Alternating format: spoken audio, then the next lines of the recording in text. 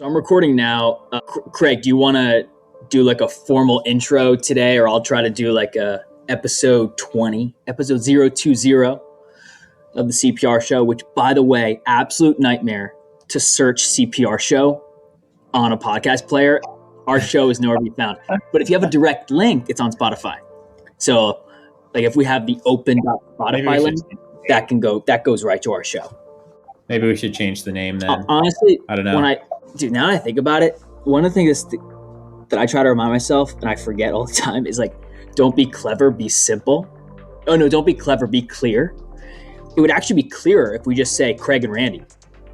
Because like if you search Craig and Randy one word, I think we're upping the chance that there's not many combinations of that name in that way. And then also when we make social account, it's like, just search Craig and Randy, like you'll probably find us. Now that we're talking about it, that actually might make a good amount of sense for us. And then we can always like joke about the CPR name, be like, oh, remember we called it CPR? And then really hard to discover the show without a direct hard link. Yeah, CPR could be like a nickname. That's true. If it sticks. Yeah, that's totally true too. The same. It's like CPR. Yeah, that's true. You know, it's funny thinking about. Remember, I told you I get so overwhelmed with like making new accounts and all that. I was going through all the accounts that I've started and then graveyard them, and it's a lot. Like I have a lot on TikTok, a lot on Instagram, a lot on Twitter before Elon bought it, and just so many accounts. But the one thing I learned is that I originally had a Twitter back in 2020 when I was doing ghostwriting for that hedge fund manager. They asked if I made a Twitter to like be able to schedule out their tweet deck, because Twitter has like a built-in, I don't know if it changed when it became X, but like Twitter has like a built-in publisher. It's called a tweet deck. I don't know if you're familiar with that. I'm not really a power user of Twitter. So anyways, I made an account and what's my name? Randy Explain. So I made an account, Randy Explain. When I started messing around with Now You're Talking and then Now You're Talking Media, I made the handle @TalkingNowMedia because it was 15 characters, which is the max on Twitter, which means it's going to work everywhere else. And I used my Randy account and I changed the name.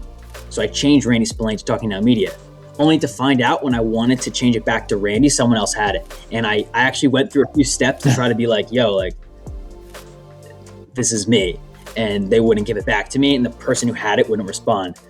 So I'm thinking now, as much as I want to like change the account to consolidate, I'm like, I should just leave them up for two reasons. One, if I ever want them in the future, the only thing that's stopping me is if Twitter or TikTok just deletes them. But I've looked, accounts from 2020 that are still there. They're still alive and well. It's just a matter if I have the login information, which 9 out of 10 times I do. And then also I'm trying to think like in the future, it might be helpful to like craft a narrative, a story around. It's like not easy to do. Like you start, you fail, you start, you fail, you start, you stop. So part of me is like, I should just leave all these digital properties up so that later I can reference them and be like, oh, look at all these accounts that are technically owned by me and not operated by me. Yeah. Yeah, that'd be cool. But long story short is the most recent TikTok that I made back in August. That was the one I told you where I was publishing. It wasn't getting any hits really. But then like after sometime like in October or maybe early November, I logged back in and I had videos that just went from like 200 views to like 50K views, like, and a bunch of those. And I was like, is TikTok just trying to get me back in the platform? Because I had the notifications off. So I didn't know any of this happening, but I actually just logged in again after another 3 weeks, and I looked at one of my videos where I didn't even @ Vimeo, but Vimeo's account like responded to my video, which was funny to see because I'm like, how they must have some social listening app where like whenever the word Vimeo is mentioned, because I didn't @ them, like there was no way for them. Yeah. But it was funny. I took a picture. I was gonna send it to you. I'm like, just hilarious. I didn't know this happened, but it seems like I should just keep posting, because I have heard that with TikTok and YouTube as well, that sometimes when people put up videos, they're tempted to delete them if they don't perform well. But on both those platforms, a lot of times makes sense to just keep them up because they kind of get indexed later. Like YouTube is indexing, but as far as I understand, TikTok is trying to be more of a search engine these days, so it's also indexing. Anyways, all that's to say, how do you formally want to start this episode today? Episode 020. What are you thinking? And then we'll actually do the like formal start where I say, you know, I make a note of the timestamp. Do you have anything bubbling up that you want to talk about? Any areas of growth or things you've been working on? You're gonna kick yourself for asking this question. So the main thing I've been thinking about was all these accounts I've started and not continued. It feels like more of a behavioral trait. Like I like starting things but not finishing them, and it sounds like you could argue that's just making an excuse, but I have listened to people that I admire who are like CEOs and like chairmen, like former founders, and a lot of them do talk about how they realize that they love starting and building things, but they just are terrible at following through on it. So it's like part of it's that narrative, the creative mind just has a really tough time seeing things through. And it's almost like bragging that you're creative, but also being like, oh, that's why I don't finish things. That's why I don't, see it through. It seems like it does happen in the business world. And that's why you have, your CEO and then your COO who comes in and is like, Mr. CEO, I like 9 of your 10 ideas. We're going to do that one. Or it's like an entrepreneur starting a company and then they become CEO at some point, naturally. And then once the company gets to a certain growth phase, their board inevitably comes in and replaces them. It's like the same thing. It's like a different type of person that's really good at the beginning versus the continued or sustained kind of tail end of entrepreneurial journey. Yeah, and it does feel like if you take the example of really famous founders who grow companies, there's often talk about, are they the right person to see it through to the end? Because the founder is biased in negative ways.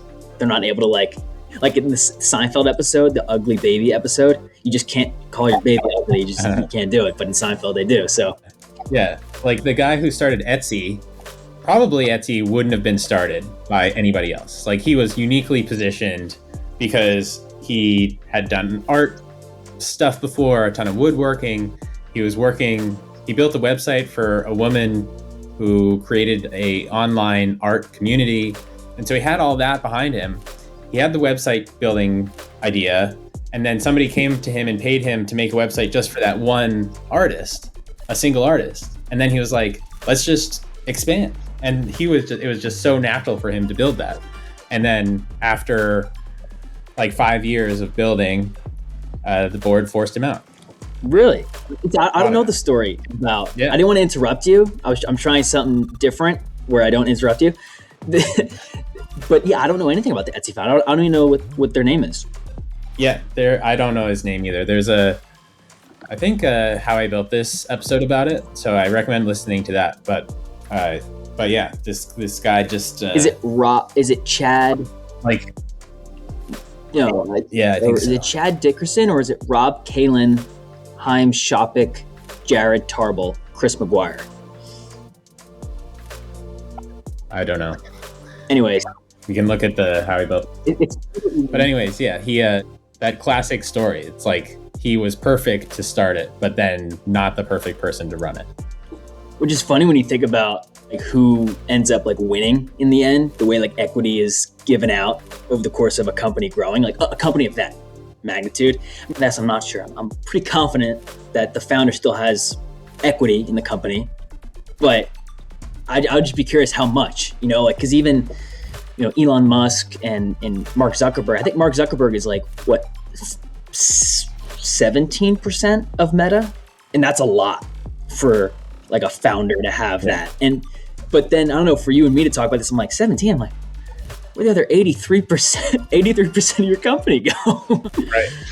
Yeah, there's speaking of Facebook and founders forced out, one of the founders of Facebook, along with Mark, I think like left relatively early on. He like didn't agree with how things were going, and he got out.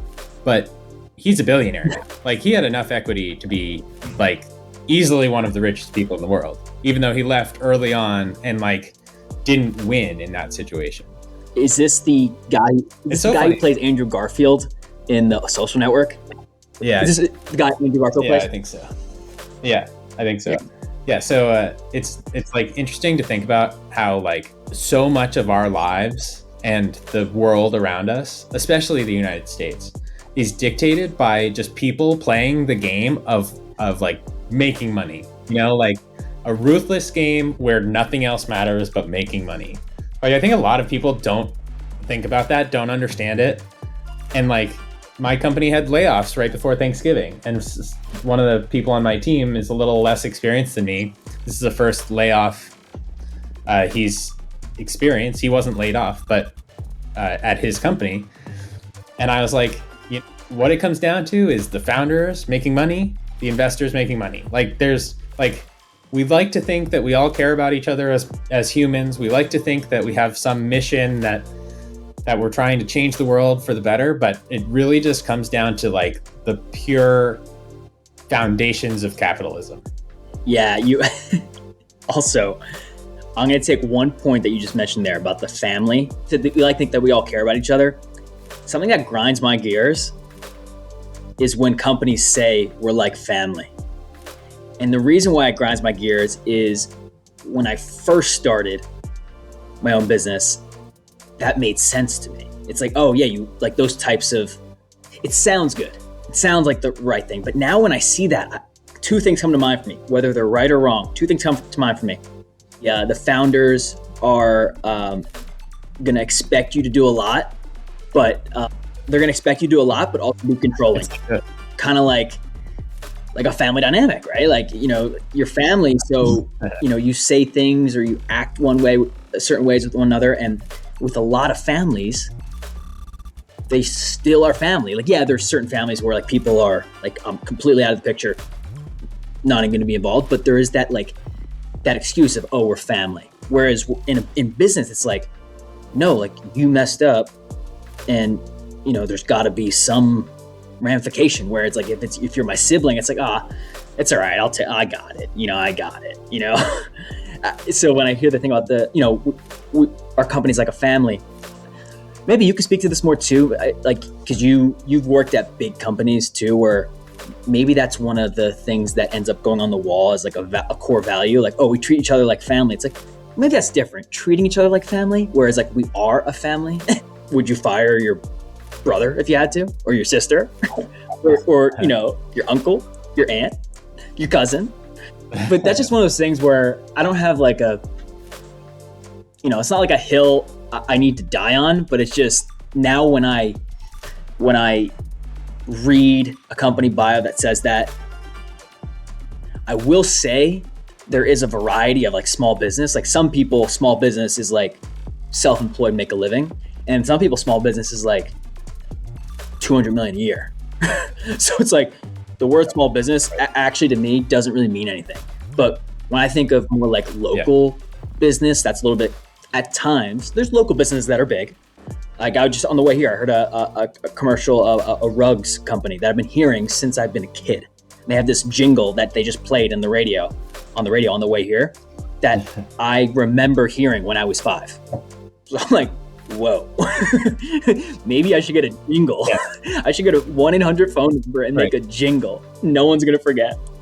And like that company could be local in that they're only in your county, but they could have 100 stores, and 100 stores doing, I don't know, $1 million a year. It's pretty good. Yeah. So, but still local. Yeah. That's 100 million right there. Still technically a small business for some people. That's the thing that blows my mind. Like now that phrase SMB, small to medium business, makes sense to me because people don't even know what to say. They're like, it's like a small medium business. It's a few $100,000 a year, or it's like hundreds of millions a year. It's like something in that range. It's like, what? Are you kidding? Completely different. Right. As long as you're not a company that's like on one of those charts of like biggest companies in the country, you're a small business. Honestly, Everything but that. honestly, that makes way more sense. Like if you're not on the Fortune, Fortune 500. there's so many, right? There's Fortune 500, there's Fortune 100, and there's like Fortune 50 too. I used to work at a Fortune 1 company. That's right. You know why it's the Fortune 1 company? Because it's the biggest company.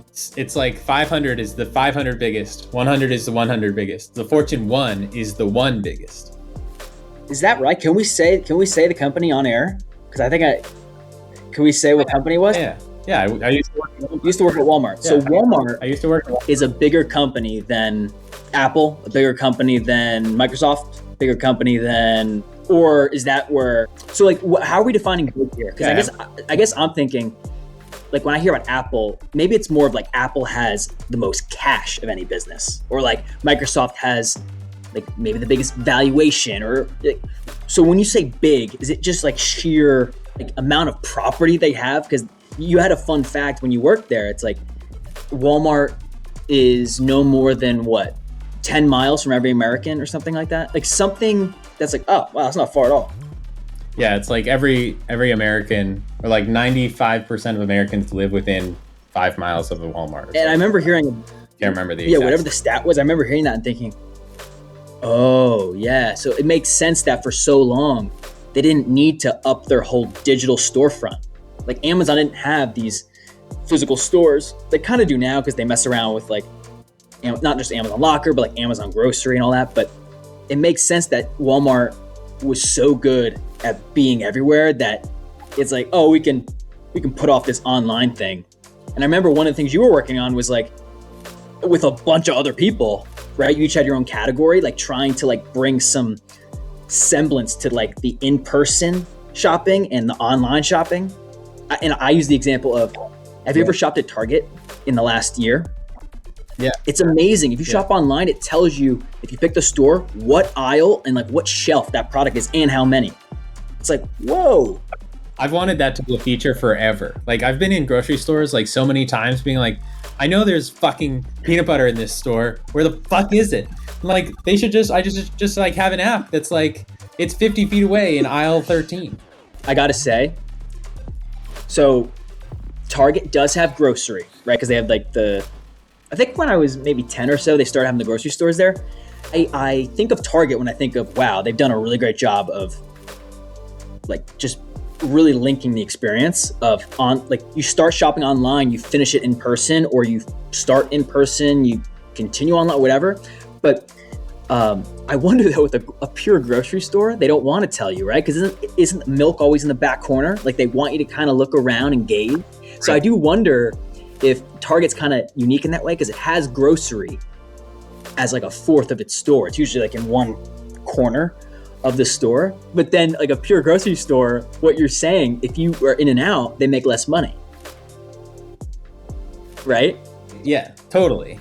And I wonder if that's like starting to change with the idea of like more delivery groceries. Like more and more people are just getting their groceries delivered and not even going to the store. So that idea of like walking around, like there's grocery stores now that don't even have a store. They just do delivery, and they organize their warehouse in that case totally differently than a store would be, because it's not designed to get for a customer to get the products that they want in the most efficient way.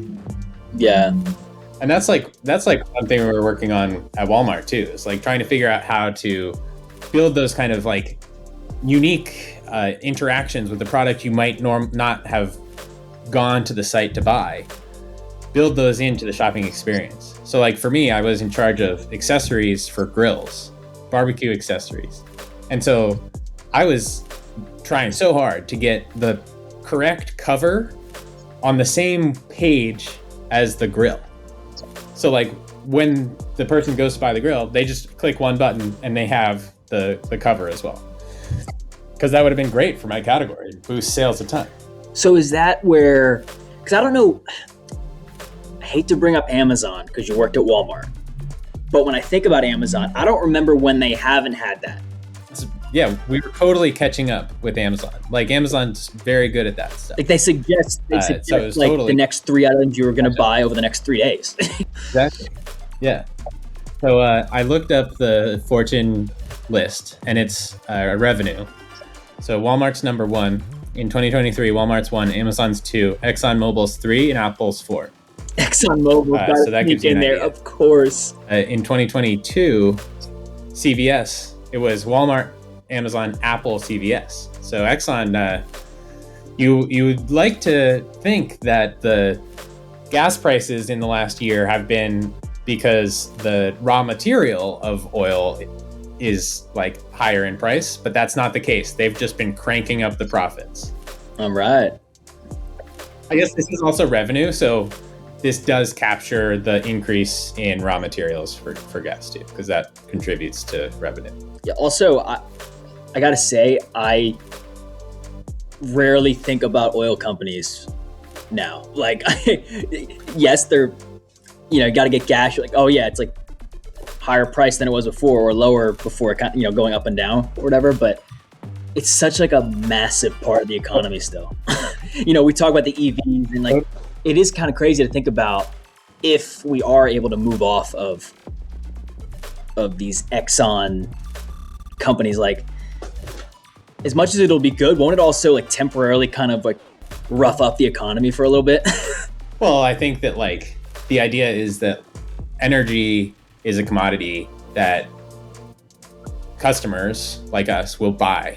And so like while the ExxonMobil might die off over time or have to shift into a renewable energy company, some other company will then fill their spot in the overall GDP. So it shouldn't have too much of a big impact on like the country's economy, but certainly like the oil companies are trying to figure it out. And that's like one, like it's like the way you said, it's like a huge part of the economy. It's also a huge part of how government functions. It's a huge part of how like infrastructure is built. Like, for example, LA used to have pretty good public transportation. It was like, they had trolleys going around. Fun fact. It was like pretty easy to get around. And then Goodyear was like, we want to sell more tires. And so they went and lobbied the government, the Los Angeles County government, probably the California government as well. And they got all the trolleys removed and they added more lanes to every road. And so now LA is like stuck as being a road-oriented city. And it's because Goodyear wanted to sell more tires and made it happen. And the same thing's happening with all these big oil companies like Exxon. They're all in Washington, D.C. lobbying the shit out of all of our senators. And so like we're probably going to continue being behind where we should be and where most of the country wants us to be for like climate change initiatives, other stuff, just because these lobbyists are in there making their opinion known with billions of dollars of backing. Yeah. Also, this conversation makes me think about, have you been seeing on TV, there's a commercial that is I honestly don't even know what the name of the company, it might be like a lobbyist commercial, but honestly, it's a pretty great commercial if you are pro oil, because it has these commercials where, you're going about your daily life and it's like, this is life, with, manufactured products from oil companies. And then this is life without it. And like everything starts disintegrating, like going away, like things you wouldn't even think of. And I'm like, wow, talk about persuasion. We talk about the ethics, of pro oil, anti oil, but I was like, oh, that's a good commercial, because now it's like some of the people that are very much, we got to get off oil, but it's like, oh, I don't want it to like affect my life though. whoa, hey, slow down. So that's obvious too. That's exactly it. It's like they're using these like manipulative methods often for their own gain, to maximize profits. Yeah. But I will say, this was like the only time I've seen a commercial like that my whole life. I've seen 2 of these commercials and they were in the last 3 to 4 years. So like once every 2 years, I see a commercial like this now. And it just really catches my attention because I'm like, they're making a decent argument. You know, like you think they have no argument, you're destroying the planet, but it's like, people do care about their lifestyle. And a lot of the world does care about that. So. Yeah.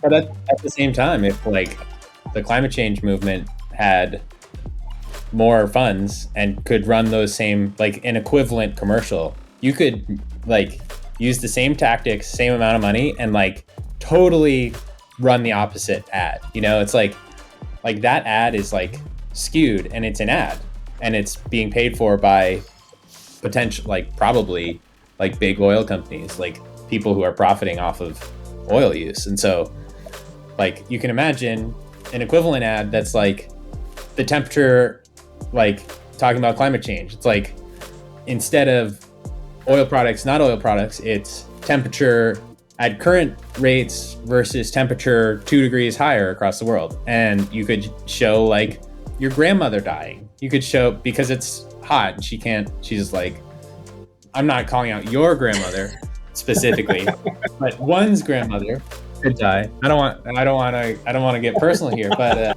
or you could show like you can't go biking anymore because it's too hot, or there's fires all the time, or you can't live on the coast. Like, can you imagine like in Tom's River if you played an ad that was like within 20 years every one of your houses is going to be flooded to the point of like you can't live there anymore, or flood insurance is $100,000 a month, like that kind of thing, then like could be a intriguing message to run the other direction.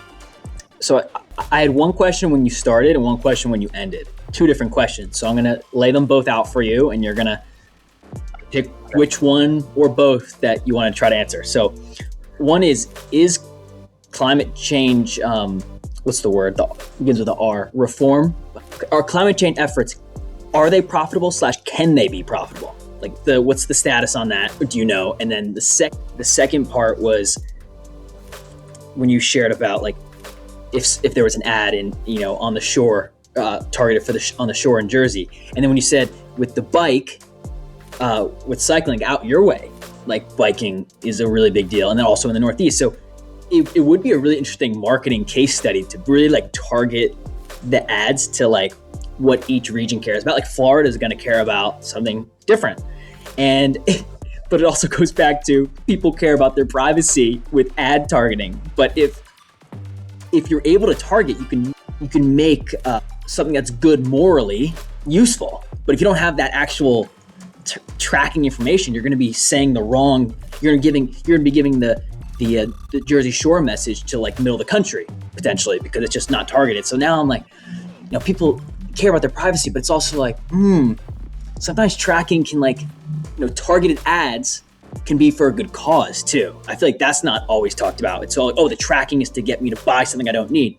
No. Now that I'm talking about it, it's like, no, like an ad can be tracked. You can be targeted for an ad, but it's like trying to persuade you to do something that ethics are at play. Yeah, the same tools that are used for bad motives can also be used for good. Like for every person that said like, I hate the idea of Instagram listening to me, I've heard somebody say, I love Instagram ads. They're like always, they know what I need, what I want before I know. There's two sides of every coin. And also what's good for one person, there's probably somebody out there who believes the opposite is good. So yeah. It is interesting how the targeted ads are a tool. And like you look at those industries and it's clear how profitable those tools are. Like you look at Facebook and Google, the reason why those two companies are as big as they are, two of the biggest companies in the world, is because of ad tracking, like targeted ads. Like it's mind-boggling. And also, every time you're not something, you are the product. And if you are the product, do you really want to be sold like that?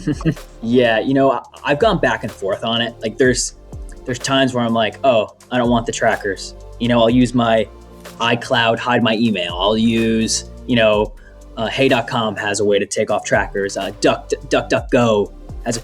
But then other times I'm like, I just want to look through my YouTube history. Like, but I will say, Craig, the YouTube channels where I upload stuff, I turn off history. Technically, you can't turn it off. You pause it so you don't see it. You can still, when you turn it on, you'll have the whole thing. But it allows me to, when I'm actually uploading on YouTube, like I'm here to upload.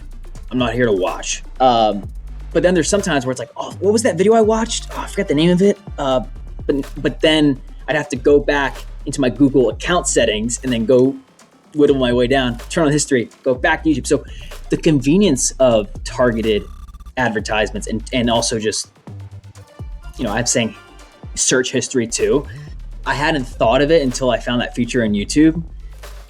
But the one place where like history is fantastic is your Amazon Prime order history.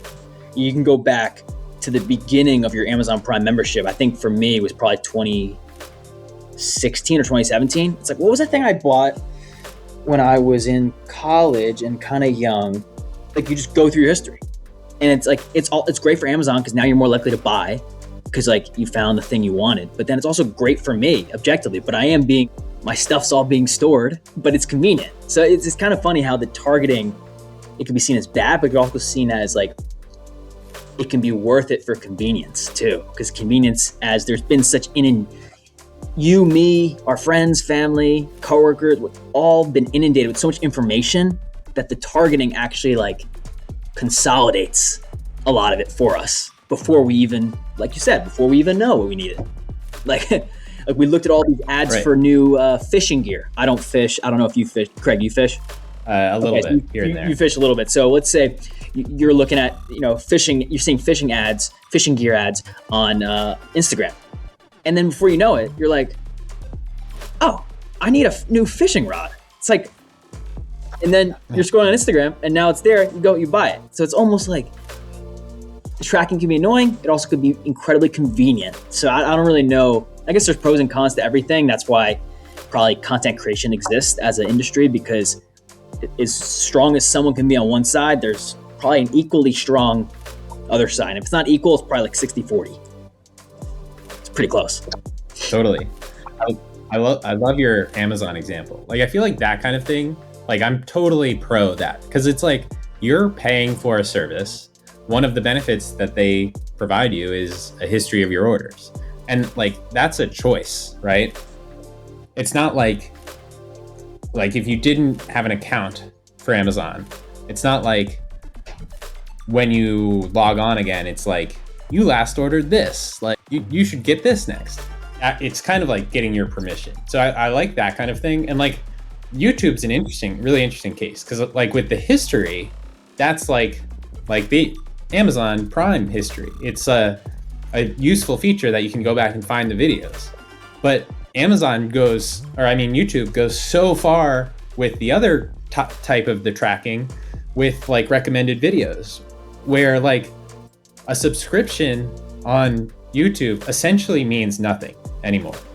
And I'd like to get your opinion on this as a content. I subscribe to a bunch of people on YouTube, and like I go onto my homepage and their videos are almost never there.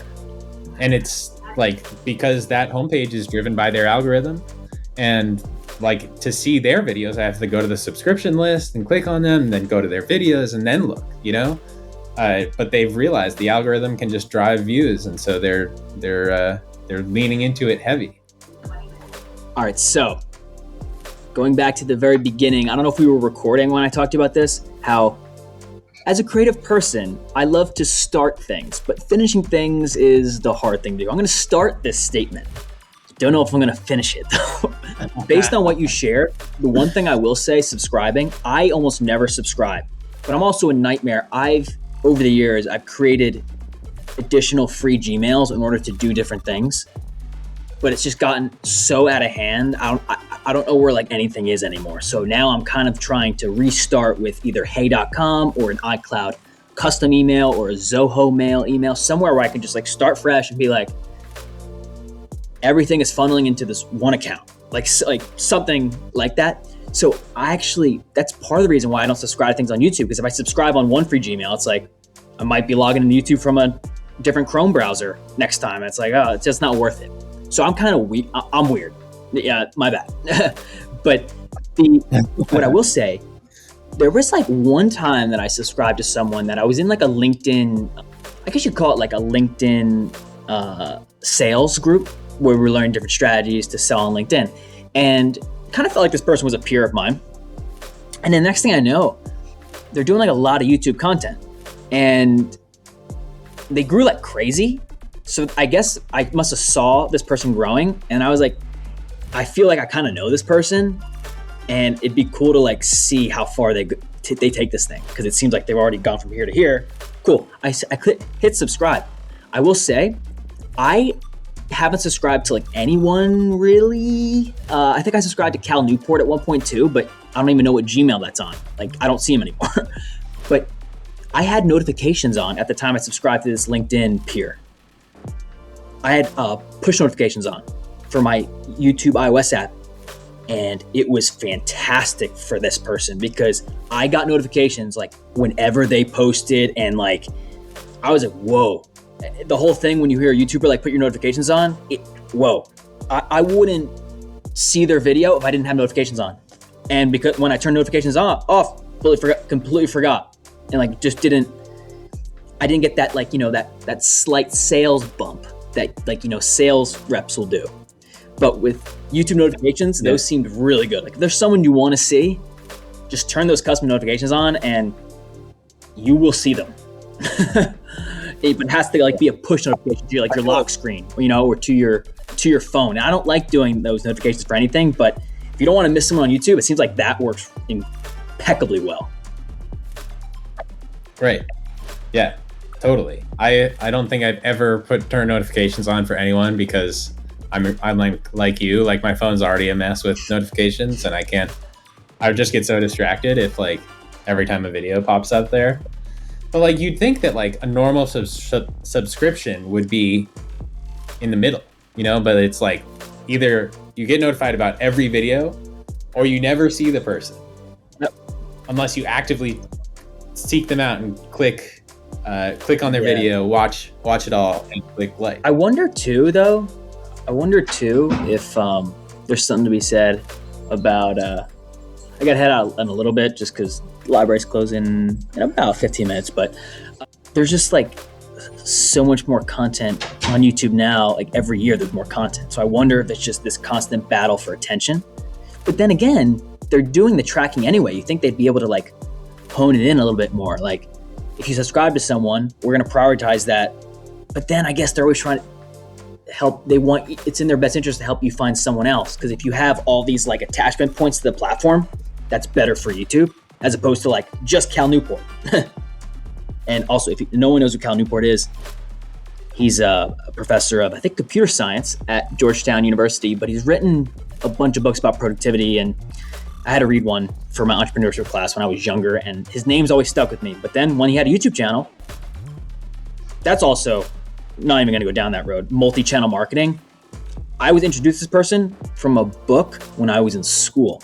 So when they came across my feed 6 years later on YouTube, I'm like, I don't subscribe to anyone. It's like, I read your book. I liked your book.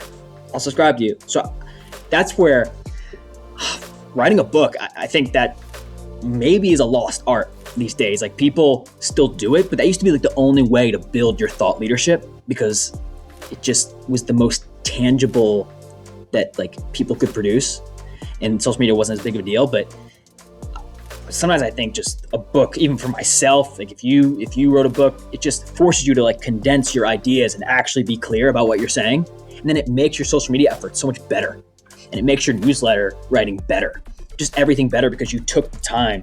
The 2 hours per day you spent writing, or the 4 hours per day you spend writing. Like some people, different time lengths with that, but like the idea of trying to write a book of all the things I've learned is sounds like a terrible time. But then I think about if I could do it, at least get through it, it probably would make everything else simpler. But not easy, simpler. Totally.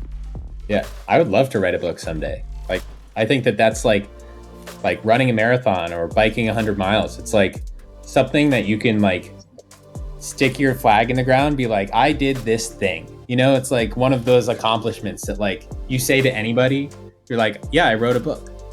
You may have sold 0 copies or 5, but they're going to be like, you wrote a book. Like, Yeah, there's a certain gravitas to that. how many people do you know who have written a book? And I feel like it still holds more gravitas than, so if we take three different things here, there's a ton of YouTube channels. There's people who write books. Podcasts are actually pretty low. If you compare number of total podcasts to number of YouTube channels, it's not even close, apparently. That's what the stats say. So arguing that if you wanted to be successful, it's easier to be successful with a podcast than a YouTube channel, just by nature of sheer numbers. I wonder if the YouTube channel, though, includes people that have an account on YouTube but have never Exactly. posted. So that's that stat.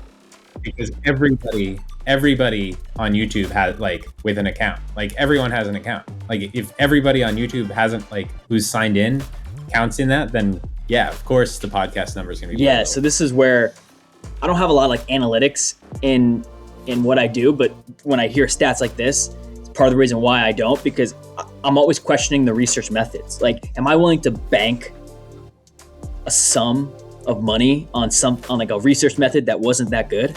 Because you're right, this could be a completely skewed stat, but it was a thought-provoking piece of content, and that's kind of where like content a lot of times it's just getting people to provoke their thought as opposed to being true, which is kind of the truth of it. Because there's people I think are very honorable, ethical persuaders, but when you see their thumbnails on YouTube and their titles, you kind of know they're not writing them, but they have someone that they're totally cool with writing titles that are super clickbaity, and like they don't really deliver on the promise that they say. So it's like these weird thing where as a business owner, you're supposed to deliver on your promises, but there's people who are really good business people who have headlines on YouTube and thumbnails that are like intentionally misleading too. So it's like, but where did we start? We started with cold, hard capitalism. This is that, it's like, I'll bet that a lot of those YouTube channels that you think somebody else is writing the titles for that creator, they're actually writing those, and they've realized that in order to get the algorithm to push their video to anybody, they need to do that crazy face and write the clickbaity title. And they're just looking at their numbers, how much money they're making per video, and they're like, there's only one thing to do here. Like, I'm gonna compromise like the brand I've created for myself in order to make that money. It's also this weird thing too, where I feel like everyone does it.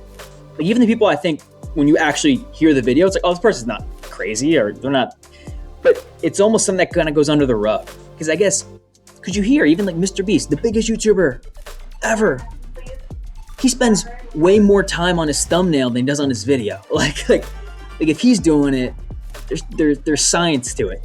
But it just makes me think of, I guess if you think about it from a sales psychology, you just need to like jam your foot in the door of their attention.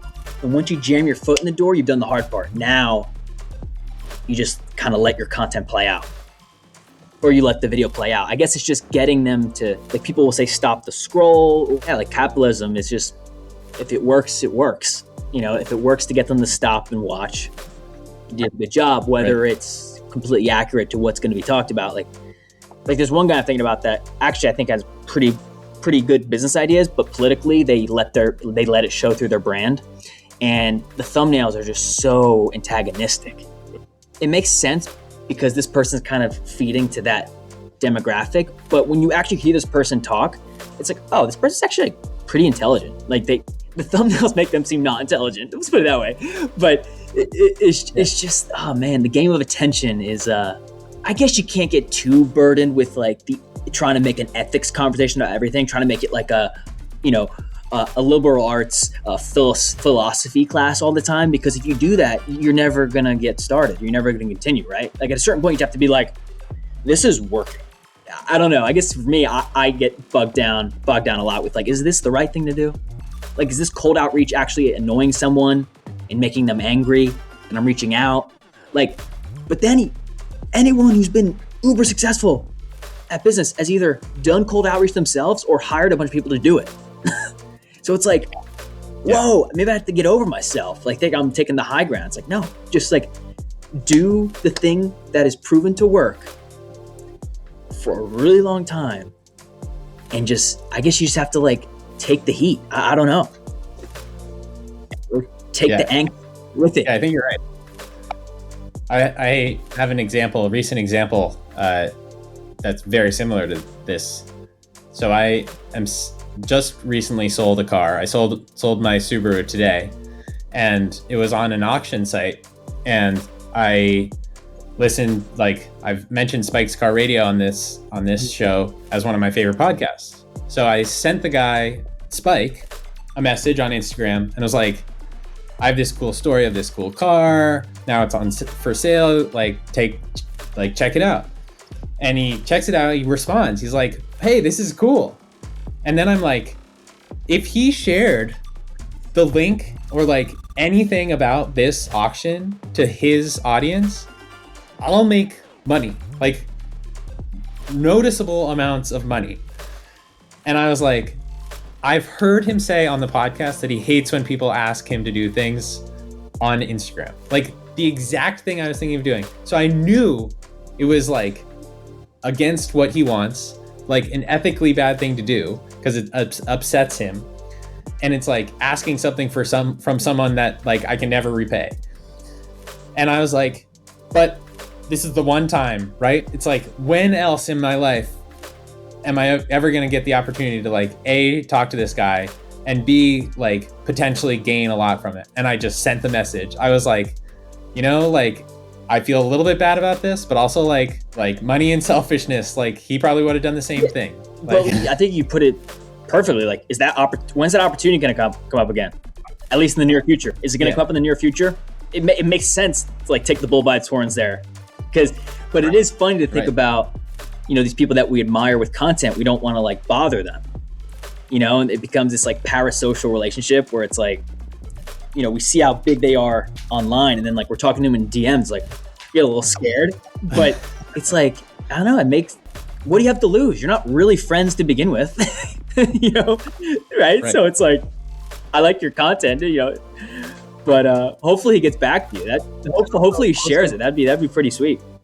He did not share it, and the auction's already done, and it went lower than I was hoping. So unfortunately, it all played out probably the way the way I should have expected. But at least it's sold now. Another interesting thing about like reaching out to these content creators on DMs is like, it's easy to feel like we as audience members know those people, right? It's like we've listened to them for years. We've heard them open up about their lives, like good things, bad things. And so we like have a friendship, like we know that person.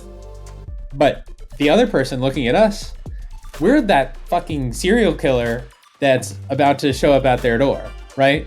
Like they don't know anything about us. And like, it's such a one-way thing. And I think it's like on a kind of practical level, like that's interesting to think about and like something good to remember when you talk to one of those people. But on a meta level, I feel like that kind of thing happens a lot. And it's like contributing to the degradation of our society. Like to get to the liberal arts philosophical discussion, like this is totally one of those. But yeah, just like I feel like social media and everything's like making people's lives worse, making people just have like skewed opinions of other people that end up with more negativity in the world. But it's I mean, people say everything sells, but the fact you just said that, it's all in the sake of selling something, whether it's an idea, a product, a way of life, a belief.